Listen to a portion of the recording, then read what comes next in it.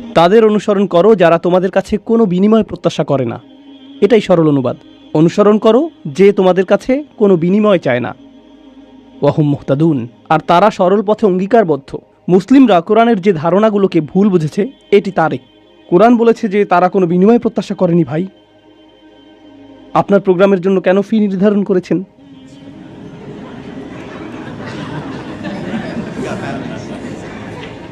না না, এটা জানার বিষয়। কোরআন আরও বলছে, ইয়াশতারুনা বিআয়াতিল্লাহি সামানান কলিলান, তারা আল্লাহর আয়াত বিক্রি করে সামান্য মূল্যের জন্য। নিজের জন্য আপনার লজ্জিত হওয়া উচিত। আল্লাহর আয়াত বিক্রি করা গোটা কোরআনের সবচেয়ে ভুল বোঝা ধারণাগুলোর একটি। বিষয়টা খুলে বলছি। রসুল সাল্লাল্লাহু আলাইহি সাল্লাম মুসাব ইবনে উমাইরকে মদিনায় প্রেরণ করেছিলেন। জানেন আপনারা? মুসাব ইবনে উমাইর ছিলেন অত্যন্ত প্রতিভাবান তরুণ, যাকে মদিনায় প্রেরণ করা হয়েছিল কোরআন শিক্ষা দেওয়ার জন্য। তিনি ছিলেন অত্যন্ত ধনী পরিবারের সন্তান, কিন্তু তার পরিবার তাকে ত্যায্য করেছিল। এরপর তার পরিধানের বস্ত্রও ছিল না। বদরের যুদ্ধে তিনি শহীদ হলেন। কাফনের কাপড় দিয়ে যখন তার পা আবৃত করা হলো, মাথা উন্মুক্ত হয়ে গেল। আবার যখন মাথা আবৃত করার চেষ্টা করা হলো, পা উন্মুক্ত হয়ে গেল। রসুল সাল্লাল্লাহু আলাইহি সাল্লাম তাকে মদিনায় প্রেরণ করলেন কি শিক্ষা দেওয়ার জন্য? কোরআন। সকালের নাস্তার জন্য তিনি কি খাবেন? সূরা বাকারা। দুপুরে কি খাবেন? রাতে কি খাবেন? রাসূল সাল্লাল্লাহু আলাইহি সাল্লাম তার জন্য বেতনের ব্যবস্থা করেছিলেন, যাতে তিনি তার কাজ করতে পারেন। কোরআন শিক্ষাদানের জন্য তাকে অর্থ প্রদান করা হয়েছিল। তারা আল্লাহর আয়াতকে বিক্রি করে, এই কথার অর্থ কি জানেন? এর মানে কি? এর মানে হলো আয়াতগুলোর নির্দিষ্ট অর্থ রয়েছে, কিন্তু মানুষ তা শুনতে চায় না। তো আপনি অর্থ পরিবর্তন করে দিলেন, আর মানুষ যা শুনতে চায় আপনি তাই বললেন, যার ফলে তারা আপনার প্রতি রাগান্বিত হবে না। আপনি মানুষকে এমন জবাব প্রদান করেন যা শুনে তারা ভালো বোধ করবে, আর তারা যা শুনতে ভালো বোধ করবে না সেগুলো আপনি এড়িয়ে গেলেন। এভাবেই তারা আপনাকে পছন্দ করতে থাকে, আর আপনি নিজের জনপ্রিয়তা ধরে রাখেন। এটাই সামান্য মূল্যে আয়াত বিক্রি করা। সামান্য মূল্য বলতে এখানে মানুষের সন্তুষ্টিকে বোঝানো হচ্ছে। বুঝতে পারছেন? এখানে আয়াতটি হলো, তার অনুসরণ করো যে তোমাদের কাছে কোনো বিনিময় চায় না। এমন কাউকে অনুসরণ করো যে তোমার কাছে কোনো বিনিময় চায় না। আসুন এটা বুঝি। এটা সকল নবীদের একটা মূলনীতি। প্রত্যেক নবী এমন জাতির মাঝে এসেছেন যেখানে গুরুতর কোনো সমস্যা ছিল, আর যখন একটি জাতির গুরুতর কোনো সমস্যা থাকে, মূলত একটি জাতির ভারসাম্যপূর্ণ থাকা চাই। কিন্তু যখন তারা কোনো অপরাধ সংঘটিত করে, তখন তারা ভারসাম্য হারাতে থাকে, আর ভারসাম্যহীনতা খারাপ হতেই থাকে। এটা এমন অবস্থায় পৌঁছে যখন গোটা জাতিটা ভেঙে ছিন্ন ভিন্ন হওয়ার উপক্রম হয়। আর রাসূলের কাজ হলো তাদেরকে সেই ভারসাম্যহীনতা থেকে টেনে তোলা এবং আবারও সঠিক অবস্থানে নিয়ে আসা। বুঝতে পারছেন? কিন্তু যখন একটি ভারসাম্যহীনতা জনপ্রিয় হয়ে যায়, সকলে এটা করতে থাকে, সকলেই এতে অভ্যস্ত হয়ে যায়, আর এটা উদযাপনের বিষয়ে পরিণত হয়, এটাই ফ্যাশনে পরিণত হয়, তখন এটার বিরুদ্ধে বলা কি সহজ? না। উদাহরণস্বরূপ, এখনকার সময়ে সমকামিতার বিরুদ্ধে বলাটা বেশ কঠিন হয়ে গিয়েছে, তাই না? লূত আলাইহিস সালাম কি এমন সময়ে বসবাস করেছেন যখন এটা জনপ্রিয় ছিল? হ্যাঁ। তাকে কি এর বিরুদ্ধে কথা বলতে হয়েছিল? হ্যাঁ। তিনি কি এর জন্য বিরোধিতার সম্মুখীন হয়েছিলেন? হ্যাঁ। বিষয়টা কোরআনে আসার পেছনে কারণ রয়েছে। আপনি যদি এর বিরুদ্ধে বলেন, মানুষ আপনার দিকে তেড়ে আসবে। লূত আলাইহিস সালামের কথা কোরআনে এজন্যই এসেছে। যখন আপনি এমন বিষয় নিয়ে কথা বলেন যাতে গোটা সমাজ আচ্ছন্ন থাকে, তারা এই বিষয়টির প্রশংসা করে, আর আপনি এর বিরুদ্ধে কথা বলেন, তখন তারা আপনার দিকে তেড়ে আসবে। এখন যদি আপনি অর্থ উপার্জন অব্যাহত রাখতে চান, অথবা যদি আপনি সেই সমাজে বসবাস অব্যাহত রাখতে চান, আপনি যদি নিরাপদ অবস্থানে থাকতে চান, তখন আপনি কোন বিষয়গুলো এড়িয়ে যাবেন? সেই বিষয়গুলো যা নিয়ে তারা আচ্ছন্ন। আপনি অন্য কোনো বিষয় নিয়ে কথা বলবেন। লূত আলাইহিস সালাম শুধু পিতামাতার প্রতি সৎ ব্যবহার নিয়ে কথা বলতে পারতেন। তিনি শুধু কথা বলতে পারতেন প্রতিবেশীর সাথে উত্তম আচরণ নিয়ে। তিনি শুধু নামাজ নিয়ে কথা বলতে পারতেন। যৌন পাপের বিষয়গুলো তিনি এড়িয়ে যেতে পারতেন, কারণ এগুলো ছিল অতি বিতর্কিত, তাই না? তিনি যদি এটা করতেন তাহলে কি তিনি ঝামেলায় পড়তেন? না, কোনো ঝামেলা হতো না। আর প্রসঙ্গক্রমে তিনি কিন্তু এখনও ভালো কাজ নিয়েই কথা বলছেন। পিতামাতার প্রতি সদাচরণ একটি ভালো কাজ, নামাজ পড়া একটি ভালো কাজ, দানশীলতা একটি ভালো কাজ। তো কেন তাকে এমন বিষয়বস্তু বেছে নিতে হলো যা তাকে ঝামেলায় ফেলবে? আসলে এটাই একজন রাসূলের কাজ।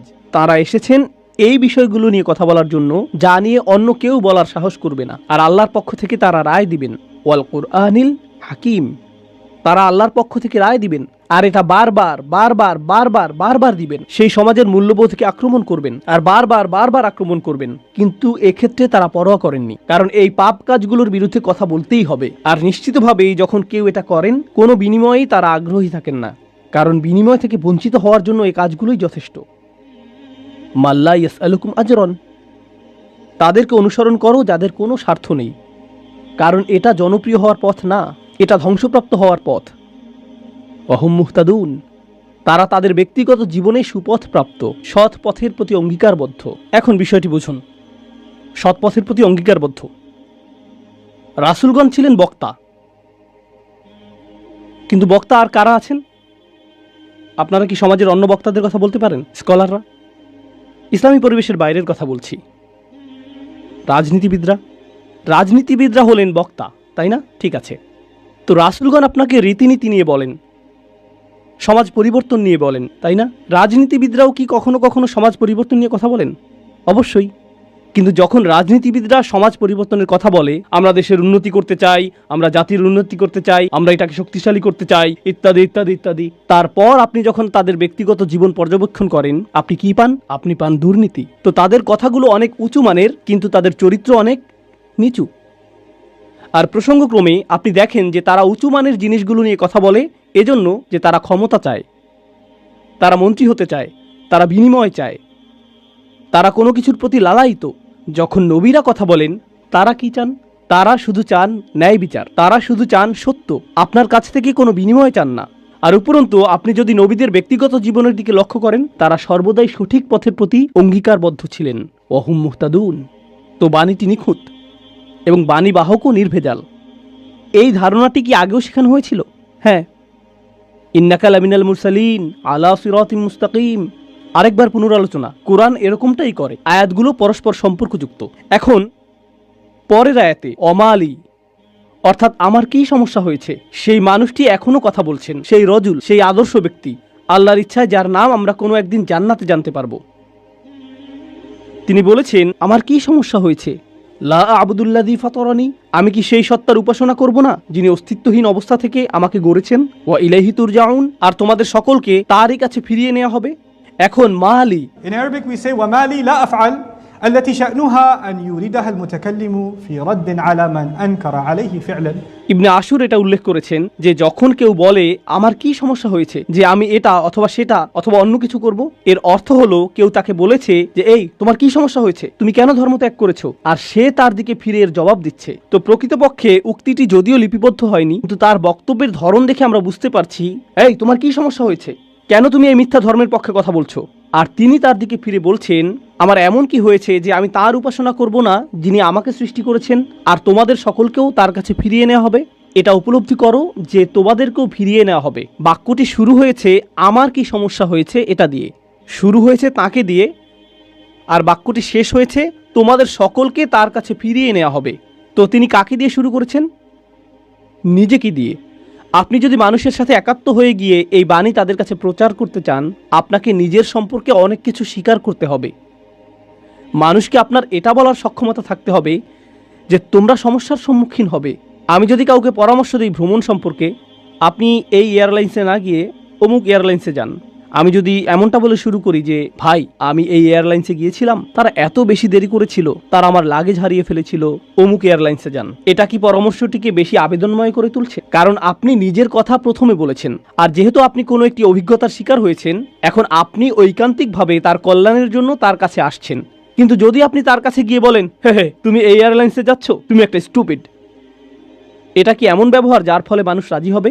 না, বরং এটা অপমানজনক। তিনি নিজের সম্পর্কে বলছেন, কারণ তিনি চান না যে তারা তাকে ঘৃণা করুক। তিনি ঘৃণার উদ্রেককারী কোনো কথা বলতে চান না, তিনি একপাশে কোনো কথা বলতে চান না, তিনি শুধু তার নিজের সম্পর্কে কথা বলতে চান। দেখো আমার দিক থেকে এটা হবে বড় ধরনের অপরাধ, দেখো আমার দিক থেকে এটা হবে বড় ধরনের অপরাধ যদি আমি তাকে উপেক্ষা করি যিনি আমাকে সৃষ্টি করেছেন। তোমরা সকলেও তার কাছে ফিরে যাচ্ছ। এটা কথা বলার খুবই ভালোবাসাপূর্ণ উপায়, যেটা তিনি ইতিমধ্যে শুরু করেছেন ইয়া কওমি বলার মাধ্যমে। এজন্যই তিনি তার জাতির প্রতি ভালোবাসার টানে ছুটে এসেছিলেন। তো তিনি বললেন ওমালিয়ালা আবুদুল্লাযী ফাতারানি ওয়া ইলাইহি তুরজাউন আত্তাখিযু মিন দুনিহি আলিহা, আমার কি তাকে ছাড়া অন্য কাউকে উপাস্য মানা উচিত?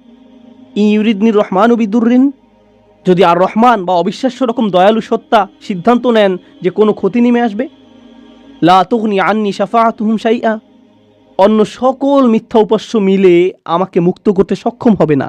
তাদের সকলের মিনতি, তাদের সকলের মধ্যস্থতা, তাদের এই অনুরোধ যে হে আল্লাহ তাকে ছেড়ে দিন, সে আমার উপাসনা করত, এগুলোর কোনোটাই কাজে আসবে না। লা ইউনকিযুন, তারা আমাকে রক্ষা করতে পারবে না। যদি আল্লাহ আমার প্রতি অসন্তুষ্ট হন, এই সব প্রতিমা আমাকে পরিত্রাণ দিতে পারবে না, এই সব পৌরাণিক উপাস্যগুলো আমাকে রক্ষা করতে পারবে না, কেন আমি অন্য কারো কাছে যাব? জানেন তিনি এখানে কি করছেন? তিনি তাদের ধর্মের সমালোচনা করেছেন, তাই না? কারণ তারা অন্য উপাস্যে বিশ্বাস করে। কিন্তু এভাবে না বলে যে তোমাদের কি সমস্যা, কেন তোমরা এই সকল উপাস্যে বিশ্বাস করছো, তারা তোমাদের রক্ষা করতে পারবে না, এর পরিবর্তে তিনি বললেন, কিভাবে আমি এই সকল উপাস্যে বিশ্বাস করতে পারি? তারা আমাকে সাহায্য করতে পারবে না। কাকে? আমাকে। আমি শুধু আমার নিজেকে নিয়ে চিন্তিত। আত্তাখিযু মিন দুনিহি আলিহা ইন ইউরিদনির রহমান, যদি আর রহমান আমার উপর কোনো ক্ষতি নামানোর সিদ্ধান্ত নেন। প্রথমত তিনি আমি সর্বনামটি ব্যবহার করেছেন, কারণ এখন তিনি তাদের মূর্তিগুলো নিয়ে কথা বলবেন। আপনি অন্য মানুষের ধর্ম নিয়ে কথা বলতে পারেন যতক্ষণ এটা আপনার সাথে প্রাসঙ্গিক হয়। কেন এটা আপনার কাছে যুক্তিসঙ্গত মনে হয় না? তাদের সম্পর্কে না, বরং আপনার সম্পর্কে। এই জিনিসটা আমার কাছে যুক্তিসঙ্গত মনে হয় না, এই জিনিসটা আমার সাথে যায় না, এটা আমি আমার নিজের জন্য সঙ্গতিপূর্ণ মনে করি না। কেন আপনি এভাবে কথা বলবেন? কারণ আপনি এটাকে আত্ম অহংকারের প্রতিযোগিতায় পরিণত করতে চান না। এখানে দ্বিতীয় বিষয়টি হলো আর রহমান। যদি আর রহমান অকল্যাণ দেওয়ার সিদ্ধান্ত নেন, তারা আমাকে রক্ষা করতে পারবে না। দাঁড়ান, আর রহমান শব্দটির অর্থ কি? যিনি অকল্যাণ দেন। এর অর্থ কি? আর রহমান অর্থ যিনি দয়ালু, যিনি যত্ন করেন, যিনি ভালোবাসা প্রদর্শন করেন। তো কেন তিনি বলছেন যে আর রহমান যদি কোনো অকল্যাণ করতে চান? আর রহমান শব্দটি এবং ক্ষতি শব্দটি একে অপরের সাথে যায় না, তাই না? তারা একসাথে যায় না। জানেন তিনি তাদেরকে কি বলেছেন? তোমরা আর রহমানকে নিয়ে এর আগে উপহাস করেছো। তোমরা বলেছো মা আনজালার রহমান মিন শাই, আর রহমান কোনো কিছু প্রেরণ করেননি। তারা ইতিমধ্যেই এই নামটি ব্যবহার করেছে। তার নাম অবিশ্বাস্য রকম ক্ষমাশীল এবং অত্যাধিক ক্ষমাশীল। কিন্তু এর অর্থ এই নয় যে তার অকল্যাণ সাধন করার ক্ষমতা নেই। আপনি তার নাম থেকে সুযোগ নিতে পারবেন না, আর ভাবতে পারবেন না যে কোনো কিছুই হবে না। আরে ভাই, আল্লাহ মহান,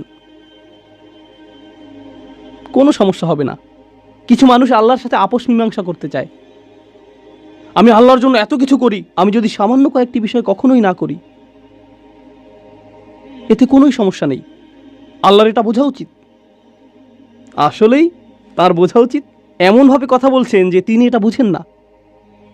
আপনি কি আল্লাহ সম্পর্কে এভাবে কথা বলার অবস্থানে রয়েছেন? হ্যাঁ, কারণ তিনি আর রহমান। ওকে, তাহলে দেখা যাবে এজন্যই আপনি কোরআনের সবচেয়ে কঠোর আয়াতগুলোর মধ্যে আর রহমান শব্দটি পাবেন, যাতে আপনি এই বিষয়টি বুঝে নিতে পারেন যে অবিশ্বাস্য রকম ক্ষমাশীল হওয়ার গুণটি তাকে ন্যায় বিচার থেকে বিরত রাখবে না এবং তার কর্তৃত্বকেও খর্ব করে না। আর প্রসঙ্গক্রমে এই আয়াতে তিনি আসলেই আর রহমান। কেন জানেন? কারণ আল্লাহর একজন বান্দা, প্রত্যেক মানুষই আল্লাহর বান্দা, সে স্বীকার করুক আর নাই করুক। যখন আল্লাহর একজন বান্দা পাপের উৎসে পরিণত হয়, তখন সে হয় এই পৃথিবীতে ক্যান্সারের মতো, যে পাপ কাজ ছড়াতে থাকে। আর তখন আল্লাহ অন্য সকল সৃষ্টির প্রতি রহমা প্রদর্শন করেন তাকে সরিয়ে ফেলার মাধ্যমে। এটাও আর রহমান নামের অন্তর্ভুক্ত। কখনো তার দয়া প্রদর্শিত হয় অন্য সকল সৃষ্টির প্রতি, যখন তিনি তাদেরকে রক্ষা করেন আপনার কাছ থেকে। ইন ইউরিদনির রহমানু বিদুররিন লা তুগনি আন্নি শাফাআতুহুম শাইআ। সুবহানাল্লাহ। এখন আমরা তার বক্তব্যের প্রায় শেষে রয়েছি। ইন্নী ইযাল ফি যালালিম মুবিন। যদি এমনটাই হয়, যদি আমি আল্লাহ ছাড়া অন্য কারো উপাসনা করি, যদি আমি অন্য উপাস্য গ্রহণ করি, তাহলে আমি সুস্পষ্ট বিভ্রান্তিতে পড়ে যাব। আমি সম্পূর্ণরূপে বিভ্রান্ত হয়ে যাব। তিনি বিভ্রান্ত নন। তিনি বলছেন তোমরা সবাই বিভ্রান্ত, কিন্তু তিনি তাদেরকে আঘাত করতে চাইছেন না। তাই তিনি বলছেন আমি অত্যন্ত বিভ্রান্তিতে পড়ে যাব যদি আমি এমনটা করি। ইন্নী আমানতু বিরব্বিকুম, আমি ঈমান এনেছি তোমাদের প্রভুর প্রতি, তোমাদের প্রতিপালকের প্রতি। তিনি বলেননি যে আমি ঈমান এনেছি আমার প্রভুর প্রতি, আমার প্রভুর প্রতি। তিনি বলেছেন আমি ঈমান এনেছি তোমাদের প্রভুর প্রতি। তিনি আমি থেকে তুমিতে পরিবর্তন করলেন। আমি আপনাদেরকে একটা সমীকরণ দিচ্ছি। আমি যোগ তুমি সমান সমান আমরা। আমি যোগ তুমি সমান কি? আমরা। তো তিনি শুরু করেছেন আমি দিয়ে, তিনি যাচ্ছেন তুমিতে, কারণ তিনি এর দ্বারা কি বোঝাচ্ছেন? আমরা পৃথক নই। আমি চাই আমরা সবাই যেন সুখী হই। আমি চাই আমরা সবাই যেন আল্লাহর কাছে পরিত্রাণ পাই। এটা আমি বনাম তোমরা নয়, এটা আমি এবং তোমরা। দাওয়াতি কাজ মানে প্রতিপক্ষ নয়, এর অর্থ বিতর্ক নয়, এর অর্থ যুক্তিতর্ক নয়। আমরা এটাকে এগুলোতে পরিণত করেছি। আমি একটি দাওয়াতি প্রোগ্রাম করতে চাই যেখানে আমি খ্রিস্টানদের সাথে বিতর্ক করব। আপনার কোথাও ভুল হচ্ছে। এটা এভাবে কাজ করে না। এর জন্য একটা নির্ধারিত অবস্থান রয়েছে, তবে এটাকে দাওয়াতি কাজ বলে না, এটাকে বলে জিদাল। এর জন্য কোরআনের ভিন্ন শব্দ রয়েছে, আর সেটা হলো সর্বশেষ পন্থা। আমরা শুরুতেই এটা করব না, কখনোই করব না। তো এখন তিনি বলছেন ইন্নী আমানতু বিরব্বিকুম, আমি তোমাদের সকলের প্রভুর প্রতি ঈমান এনেছি, তোমাদের সকলের প্রভুর প্রতি ঈমান এনেছি। ফাসমাউন, আমার কথা শোনো, আমার কথা শোনো। 3 জন রাসূল কথা বলেছেন, আর তিনি বলছেন আমার কথা শোনো, আমি যা বলছি তা শুধু শোনো। কখনো কখনো আমি শিক্ষক হিসাবে এই বিষয়টা খেয়াল করি। আমি আরবি শেখাই অথবা চেষ্টা করি। ধরুন ছাত্ররা সামনে বসে শিখছে, আর তখন একজন সহকারী আসলো, শিক্ষকের সহকারী একজন আসলো, আর ছাত্রদের কাঁধে হাত রেখে বলল, মনোযোগ দিয়ে পড়ো। আমি কিন্তু মনোযোগ দিতে বলিনি। একজন সহকারী এসে বলল, মনোযোগ দিয়ে পড়ো। এর কি কোনো প্রভাব রয়েছে? হ্যাঁ। এর কি ভিন্ন ধরনের প্রভাব রয়েছে? হ্যাঁ। যখন আরেকজন ছাত্র আপনার কাছে এসে বলে, ভাই পড়াশোনা করো, শিক্ষক বলেন যে পরীক্ষার জন্য পড়াশোনা করো। হ্যাঁ, অবশ্যই আমি পরীক্ষার জন্য পড়াশোনা করব। তারপর আপনি রাত 8টার সময় বাস্কেটবল খেলা দেখছেন, আর আপনার বন্ধু এসে বলল, আরে ভাই চলো পড়াশোনা করি। এটার কি ভিন্ন প্রভাব থাকবে? অবশ্যই থাকবে। এই সাহাবী এটা বুঝতে পেরেছিলেন, রাসূলদের এই সঙ্গীটি তা বুঝতে পেরেছিলেন। তার কাছে রয়েছে স্বতন্ত্র স্থান, সূর্যের আছে নিজস্ব স্থান, চাঁদেরও রয়েছে নিজস্ব স্থান। এটা প্রতিযোগিতা নয়। আমার কথা শুনো, এটা এতটাই ভালোবাসাপূর্ণ চমৎকার বক্তব্য। আর আমি এখানে বলতে চাই যে তার বক্তব্যটি এখানে 3 জন রাসূলের থেকেও বেশি কাজ করেছিল। এই আয়াতগুলোতে তার বক্তব্যের বেশি প্রভাব রয়েছে 3 জন রাসূলের তুলনায়। এটা কেন? এটা আমাদেরকে শেখানোর জন্য যে আল্লাহ যাকে চান তাকেই বিজয় প্রদান করেন। আল্লাহ তাকেই কবুল করবেন যার প্রতি তিনি রাজি হবেন। পার্থিব ফলাফল এবং পার্থিব পরিণাম আল্লাহর কাছে অর্থবহ নয়, বরং প্রচেষ্টাই আল্লাহর কাছে অর্থবহ। পার্থিব ফলাফল হলো যখন আল্লাহ সিদ্ধান্ত নেবেন তখন তিনি দুয়ার খুলে দিবেন, এটাই হবে। পরের আয়াতটি বলছে, ইলাদ খুলিল জান্নাহ। বক্তব্যের অংশটি প্রায় শেষ। ইলাদ খুলিল জান্নাহ, জান্নাতে প্রবেশ করো। দাঁড়ান, তিনি তো তার লোকদের সাথে কথা বলছিলেন, এখন বলা হচ্ছে জান্নাতে প্রবেশ করো। কি ঘটল? তাকে হত্যা করা হয়েছিল। তিনি এত ভালোবাসাপূর্ণ উদ্বেগপূর্ণ বক্তব্য দিলেন, শহরের প্রান্ত থেকে তার লোকদের কাছে ছুটে আসলেন, তাদেরকে বোঝানোর চেষ্টা করলেন। তারা রাসূলদেরকে স্পর্শ করতে পারল না, কারণ রাসূলগণ আল্লাহ প্রদত্ত নিরাপত্তায় ছিলেন। কিন্তু সেই একমাত্র ঈমানদার হত্যার শিকার হলেন। এই ঘটনাটিতে ঈমানদারদের জন্য শিক্ষা রয়েছে, তাই না? এখন সামান্য কয়েকজন ঈমানদার যারা রাসূল সাল্লাল্লাহু আলাইহি সাল্লামের উপর ঈমান এনেছিলেন, তাদেরকে মানসিকভাবে প্রস্তুত করা হলো, এর জন্য তোমরাও হত্যার শিকার হতে পারো। ইয়াসির, সুমাইয়া, বিলালও মৃতপ্রায় হয়ে গিয়েছিলেন রাদিয়াল্লাহু আনহুম। আপনি হত্যার শিকার হতে পারেন শুধু এটা বলার কারণে, শুধু আল্লাহ সম্পর্কে কথা বলার কারণে। তো তিনি জান্নাতে প্রবেশ করলেন এজন্য না যে তাকে স্থানান্তরিত করা হয়েছিল, বরং তাকে হত্যা করা হয়েছিল। আর প্রসঙ্গক্রমে তারা কিভাবে রাসূলদের হত্যা করার সিদ্ধান্ত নিয়েছিল? পাথর নিক্ষেপ করে এবং আমৃত্যু নির্যাতন করার মাধ্যমে। মনে আছে এটা? তাই তিনি সহজ কোনো মৃত্যুর শিকার হননি। তো তিনি একজন শহীদ, কারণ শহীদগণ সরাসরি জান্নাতে প্রবেশ করেন। তিনি সরাসরি জান্নাতে প্রবেশ করলেন। আর তার উক্তি এটা ছিল না, হে আল্লাহ তাদেরকে শাস্তি দিন, কারণ এই কাফিররা আমাকে হত্যা করেছে। ঈমানদারদের পক্ষ হয়ে প্রতিশোধ গ্রহণ করা উচিত। ক্বালা ইয়া লাইতা কওমি, ক্বালা ইয়া লাইতা, প্রথম শব্দগুলো, ওহ যদি শুধুমাত্র, কওমি ইয়ালামুন, আমার লোকেরা যদি শুধু জানতে পারত, যদি আমার লোকদের জানার কোনো উপায় থাকতো। তিনি এখনও তাদেরকে ভালোবাসেন। কল্পনা করতে পারেন জান্নাতে হাঁটছেন, সেখানে কি দেখতে পাবেন? যাওয়াতা আফনান ফাবিআইয়ি আলাই রাব্বিকুমা তুকাযযিবান। আপনি জান্নাতে গাছ দেখবেন আর তা আপনাকে সম্মোহিত করবে। আপনি ঝর্ণাধারা দেখবেন আর সম্মোহিত হয়ে যাবেন। আপনি ফল দেখতে পাবেন আর প্রথম কামড়ের পর আপনি নিজেকে হারিয়ে ফেলবেন। আপনি আপনার সুন্দরী স্ত্রীদের দেখবেন আর আনন্দে দিশেহারা হয়ে যাবেন। তিনি এই সব কিছু দেখছেন আর তিনি বলছেন না ও, তিনি শুধু বলছেন, ও আমার লোকেরা, যদি শুধু তারা জানতে পারত। সুবহানাল্লাহ। তিনি জান্নাতে পৌঁছে গেলেন, তবুও তার লোকদেরকে ভুললেন না। জানেন বিচার দিবসে মানুষ সবকিছু ভুলে যাবে। মা তার সন্তানকে ভুলে যাবে। ইয়াউমা তারাউনাহা তাযহালু কুল্লু মুরদাআতিন আম্মা আরদাআত। সেই দিন প্রত্যেক স্তনদানকারী মা তার সন্তানকে ভুলে যাবে। ইয়াউমা ইয়াফিরুল মারউ মিন আখিহি ওয়া উম্মিহি ওয়া আবিহি ওয়া সাহিবাতিহি ওয়া বানিহি। সেদিন প্রত্যেক মানুষ তার ভাইয়ের কাছ থেকে পালিয়ে বেড়াবে। সূরা মারিজে এসেছে। অফাসিলাতিল্লাতি তুই, তার মা, তার স্ত্রী, তার সন্তান, তার অভিভাবক, তার গোটা গোত্র, সে তাদের সবার কাছ থেকে পালিয়ে বেড়াবে। সে কারো সাথে কোনো কিছু করতে চাইবে না। ওয়াতাকাত্তাআত বিহিমুল আসবাব। কোরআন বলছে সকল সম্পর্ক ছিন্ন হয়ে যাবে। কিন্তু ঈমানদারদের জন্য এমনটা হবে না। ঈমানদারদের জন্য এমনটা হবে না। সে জান্নাতে প্রবেশ করবে এবং তার ভালোবাসা অব্যাহত থাকবে। কার জন্য? তার লোকদের জন্য যারা হলো কাফির এবং নবীদের শত্রু, কারণ তারা এখনো জীবিত এবং এখনো তাদের আশা রয়েছে। আপনি এমন মানুষের উপর আশা ছাড়বেন না যারা এখনো জীবিত। আর আল্লাহ এমন ভাবে আমাদের কাছে বর্ণনা করেছেন যেন তিনি তখনও ঘটনা দেখছিলেন। আল্লাহ তাকে দুনিয়ার ক্যামেরা ভিউ প্রদান করেছিলেন যাতে তিনি দেখতে পারেন যে কি ঘটছে, আর তিনি জান্নাত থেকে দেখে বলছেন যদি তারা জানতে পারে। তিনি বলেননি যে যদি তারা জানতে পারত আলিমু, বরং তিনি বলছেন ইয়া লাইতা কওমি আলামুন, যদি শুধু তারা জানতে পারে। তিনি এখনই দেখছেন কি ঘটছে, আল্লাহ তাকে দেখাচ্ছেন। সুবহানাল্লাহ। আর তারপর আপনি বুঝতে পারেন যে একনিষ্ঠতা আসলে কি। আমরা মুসলিমরা একনিষ্ঠতার কৃত্রিম ধারণা তৈরি করেছি। আমি এটা মানতে পারি না। একনিষ্ঠতা শব্দটিকে নিয়ে আমরা যা করছি, তুমি যা করো তার সবকিছুতে ইখলাস থাকতে হবে। সব সময় তোমার নিয়তকে যাচাই করে চলবে। এখনই যাচাই করুন, কারণ যদি একনিষ্ঠতা না থাকে তাহলে তোমার কোনো কাজেরই মূল্য থাকবে না।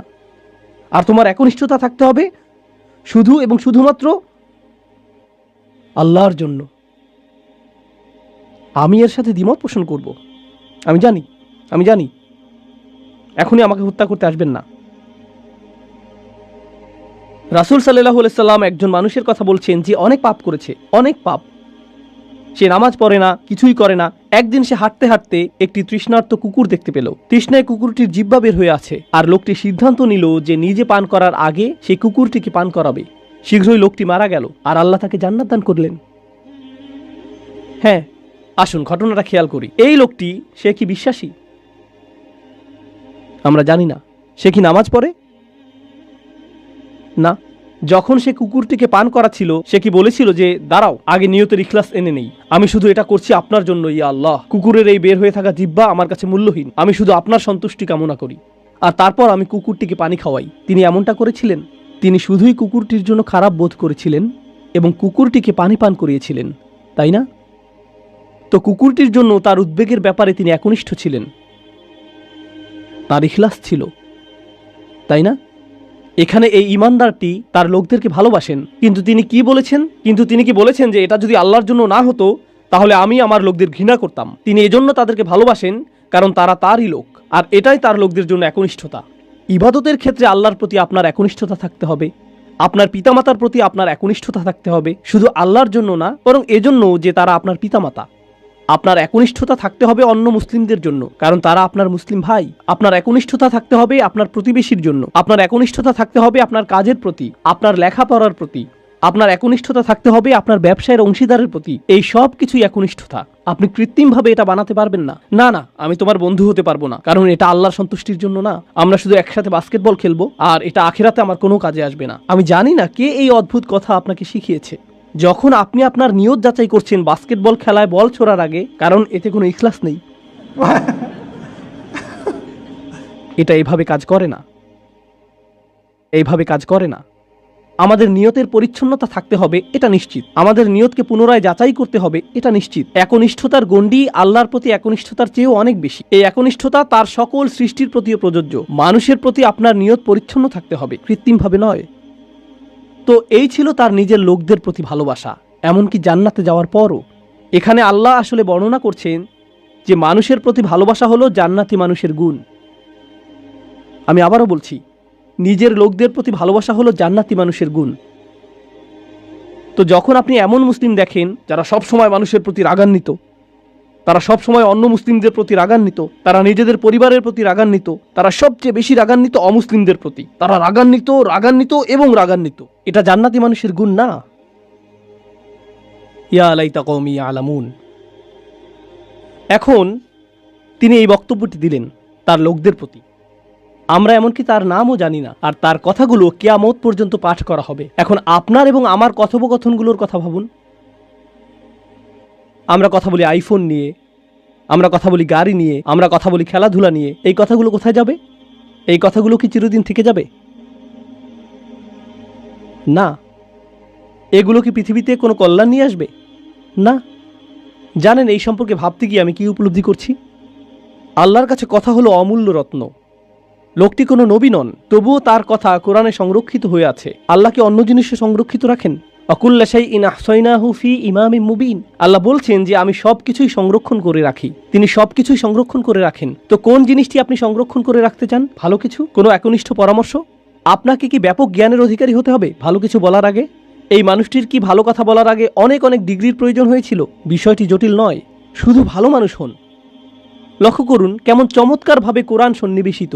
যখন তিনি জান্নাতে গেলেন আর তিনি বললেন, যদি আমার লোকেরা জানতে পারে। পরের আয়াতে তিনি বলছেন, বিমা গফর আলী রব্বি ওয়া জাআলানি মিনাল মুকরামিন, সেই ক্ষমা যা আমার প্রভু আমাকে প্রদান করেছেন আর আমাকে তাদের অন্তর্ভুক্ত করেছেন যাদেরকে সম্মানিত করা হয়েছে। তিনি জান্নাতের দুটি জিনিসের কথা বলছেন, ক্ষমা এবং সম্মান। সূরার শুরুতে এসেছে ফাবাশশিরহু বিমাগফিরাতিন ওয়া আজরিন কারীম।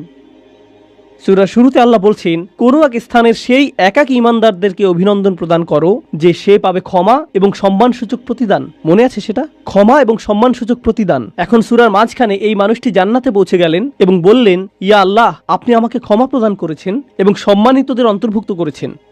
পুনরালোচনা, নিখুঁত পুনরালোচনা, এটাকে বলা হয় কুরআনের ইহকাম ওয়াল কুরআনিল হাকিম। এই আয়াতগুলো নিয়ে শেষে একটি বিষয় আমি আসলেই ভালোবাসি, তা হলো যখন তিনি তার লোকদের সাথে কথা বলছিলেন তিনি বললেন, ইন্নী আমানতু বিরব্বিকুম, আমি ঈমান এনেছি তোমাদের প্রভুর প্রতি, আমি ঈমান এনেছি তোমাদের প্রভুর প্রতি। কিন্তু যখন তিনি জান্নাতে প্রবেশ করলেন তিনি বললেন, বিমা গফর লি রব্বি, আমার প্রভু। একই মানুষের কথা। এখন তিনি বলছেন আমার প্রভু। যখন তিনি জান্নাত দেখলেন, যখন তিনি জান্নাতে প্রবেশ করলেন, যখন তিনি ক্ষমা লাভ করলেন, যখন তিনি আল্লাহ প্রদত্ত সম্মানের অধিকারী হলেন। প্রসঙ্গক্রমে কারো দ্বারা সম্মানিত হওয়ার অর্থ কি? কিভাবে আপনি কারো দ্বারা সম্মানিত হতে পারেন বলতে পারেন আমাকে? স্বীকৃতি পাওয়া। হ্যাঁ, কারো স্বীকৃতি পাওয়া। কেউ আপনাকে অভিবাদন জানালো, কেউ আপনার সাথে কর্মর্দন করতে আসলেন, এটা দ্বারা তিনি আপনাকে সম্মানিত করলেন, তাই না? আমি এখনই বলে দিচ্ছি, সামনের আয়াতগুলোতে এটা আসবে। সেখানে আল্লাহ বলছেন, সালামুন কওলাম মির রব্বির রহিম, এই সূরাতেই। আরো পরে আল্লাহ বলছেন, তিনি তোমাদেরকে বলবেন সালাম। তো শুরুতে তিনি বলছেন, আমি তোমাদেরকে প্রদান করব সম্মানিত প্রতিদান, সম্মানিত প্রতিদান, সম্মানিত প্রতিদান। সেই সম্মানিত প্রতিদানটি কি? কতটা সম্মানিত এটা হতে পারে? আমি কি একটা মেডেল পাবো? কোনো সার্টিফিকেট দেওয়া হবে পরীক্ষায় পাশ করার পর যেমনটা দেয়া হয়? কি সার্টিফিকেট আপনি পাবেন? আপনি পাবেন সালাম, আল্লাহর পক্ষ থেকে। এটাই আপনি পাবেন। তো যখন তিনি তা পেলেন তিনি ভুলে গেলেন যে এই প্রভু অন্য কারো প্রভু, তিনি শুধু তারই প্রভু। আমার প্রভু আমাকে ক্ষমা প্রদান করেছেন, আমার প্রভু আমাকে সম্মানিতদের অন্তর্ভুক্ত করেছেন, তিনি আমার প্রভু এবং শুধুই আমার প্রভু। সুবহানাল্লাহ। একজন ঈমানদারের কি চমৎকার চিত্র এটা। এখন এটা ঘটেছে জান্নাতে, কিন্তু মূল ঘটনাটা চলমান থাকার কথা কোথায়? এই পৃথিবীতে। কি ঘটেছিল এখানে? এখন আল্লাহ যা করবেন তা অত্যন্ত কঠোর। মনোযোগ দিয়ে শুনুন, কারণ এটা মুসলিমদের আরেকটা ভুল ধারণা। এ কারণে এই সূরাটি আমি বেছে নিয়েছি।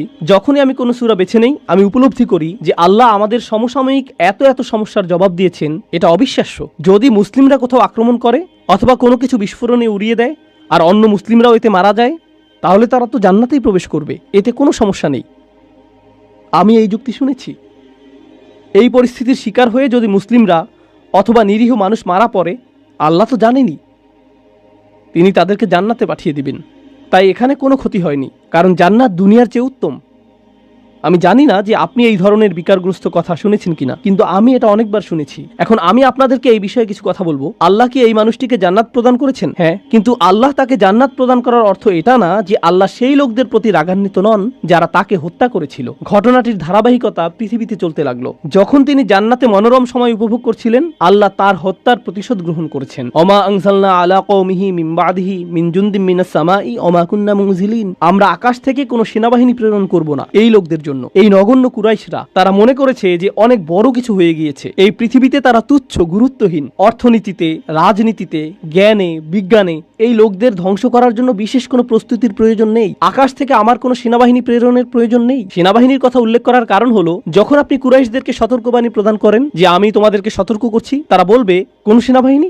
আর যখন রসুলগণ তাদেরকে সতর্ক করলেন তারা বলছে তোমাদের সাথে কোনো সেনাবাহিনী রয়েছে। এই হুমকি কোথা থেকে আসছে? শুধু তোমরা আর নগণ্য কিছু ইমানদার। আর আল্লাহ বলছেন তাদেরকে ফেরেশতার সেনাবাহিনী প্রদর্শন করার আমার প্রয়োজন নেই। তারা বলবে, ওকে, যদি ফেরেশতা দিয়ে তৈরি সেনাবাহিনী থাকে তোমার কাছে, যারা তোমার কাছে ওহী নিয়ে আসে, যদি সেই ফেরেশতা গোটা আকাশ জুড়ে থাকে, ওয়ালাকাদ রাআহু বিল উফুকিল মুবিন, তিনি জিবরিল আলাইহিস সালামকে গোটা আকাশ জুড়ে থাকার অবস্থায় দেখেছেন, তাহলে কেন তুমি জিবরিলকে কিছু ক্ষমতা প্রদর্শন করতে বলছো না যাতে আমাদেরকে ধ্বংস করে দিতে পারে? হ্যাঁ, আর আল্লাহ বলছেন আমি তোমাদেরকে এর জবাব দিয়ে সম্মানিত করব না। তোমাদের মতো নগণ্য জীবকে ধ্বংস করার জন্য আমার ফেরেশতার প্রয়োজন নেই, তোমরা তারও যোগ্য না।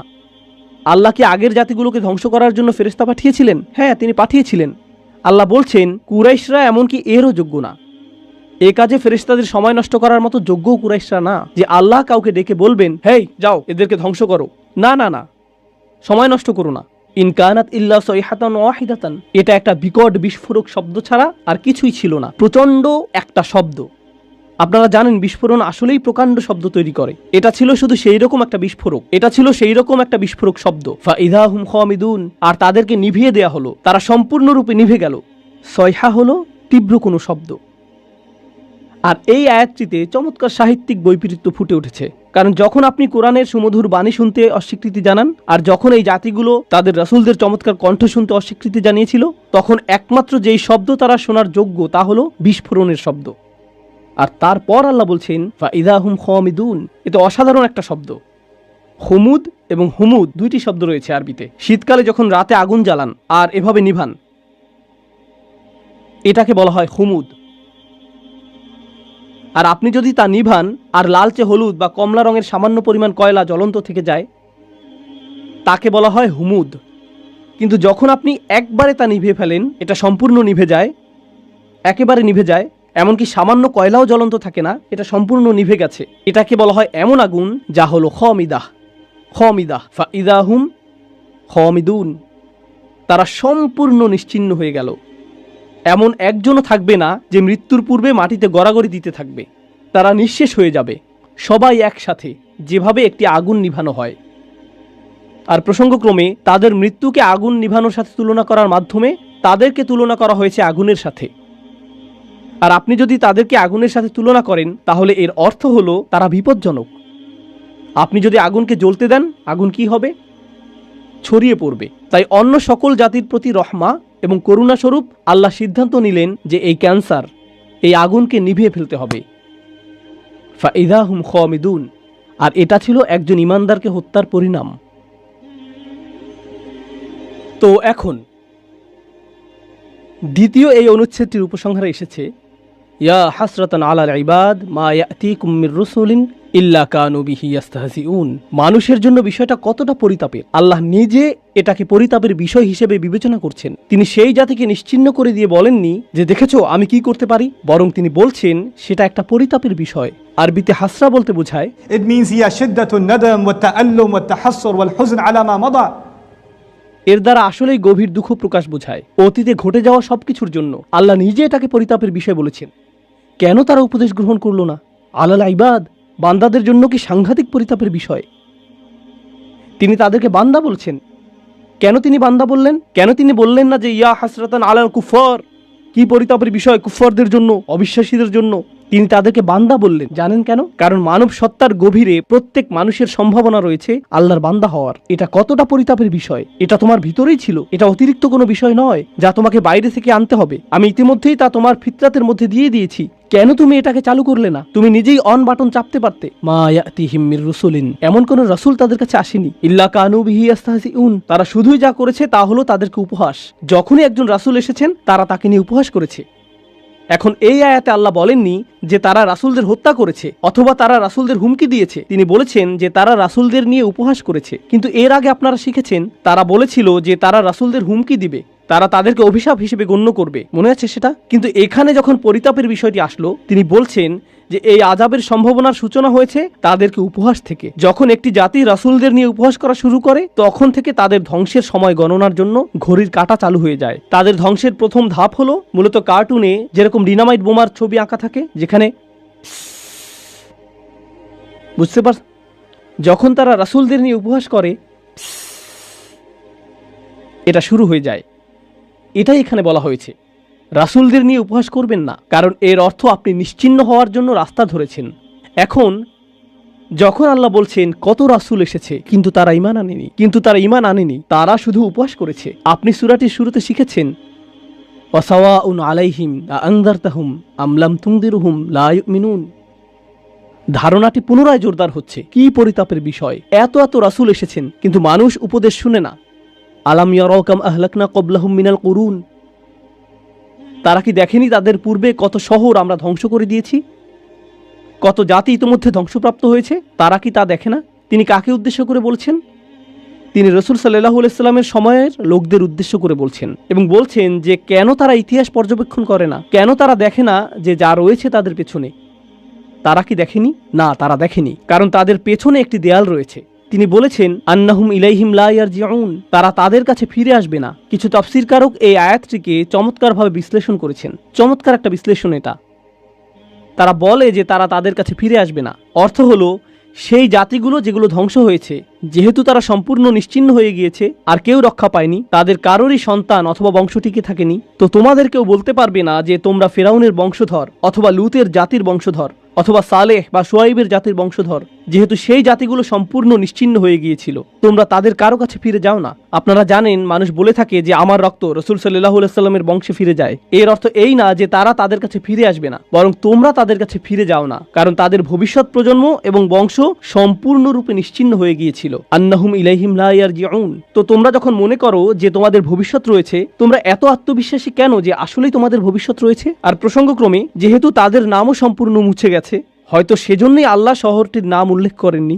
এজন্য যদি তিনি তার নাম উল্লেখ করতেনও কেউ তা চিনতেও পারতো না, কারণ এর কোনো অস্তিত্ব এখন নেই। একটা নির্ধারিত সময়ে আল্লাহ তাদেরকে ইতিহাস থেকে মুছে দিয়েছেন। তাদের প্রত্যেক অনুসারী, গোটা জাতিটি বিলুপ্ত হয়ে গিয়েছিল, তাই তাদের নাম উল্লেখ করা অপ্রয়োজনীয়।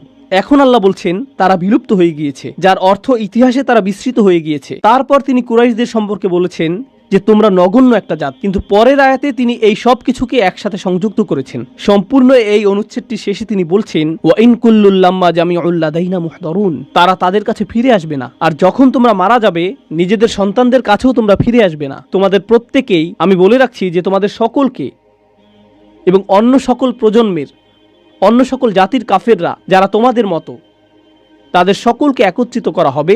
তবে তাদেরকে একত্রিত করা হবে আমারই সামনে হিসাব প্রদান করার জন্য, হিসাব প্রদান করার জন্য। ওয়া ইন কুল্লুল লাম্মা জামিউল লাদাইনা মুহদারুন, এটা আসলে আগের আয়াতের সম্পূর্ণ বিপরীত। কিভাবে? শুধু এটুকু অনুধাবন করুন, এরপর আমরা বিরতি নেব। শুধু এটুকু অনুধাবন করুন, এরপর আমরা বিরতি নেব। আগের আয়াতে আল্লাহ বলছেন যে তারা আর ফিরে আসবে না, একবার যখন চলে যাবে তারা চলেই যাবে। এই আয়াতে তিনি বলছেন আসলে তারা ফিরে আসবে না তোমাদের কাছে, কিন্তু তারা ফিরে আসবে আমার কাছে। আর যখন তারা আসবে, তারা এবং বিভিন্ন জাতি থেকে তোমাদের সকল দূরবর্তী আত্মীয়রা, কারণ তোমরা ফেরাউনের অনুসারীদের আত্মীয়, তোমরা লুতের জাতির লোকদেরও আত্মীয়, এবং প্রজন্ম থেকে আসা তোমরা সকল কাফেররা, আমি তোমাদের সকলকে একত্রিত করব, আর তারপর তোমাদের সকলকে আমার সামনে হাজির করা হবে। ওয়া ইন কুল্লুল লাম্মা জামিউল লাদাইনা মুহদারুন, এটাই সেই হুমকি যা এখন প্রদান করা হলো।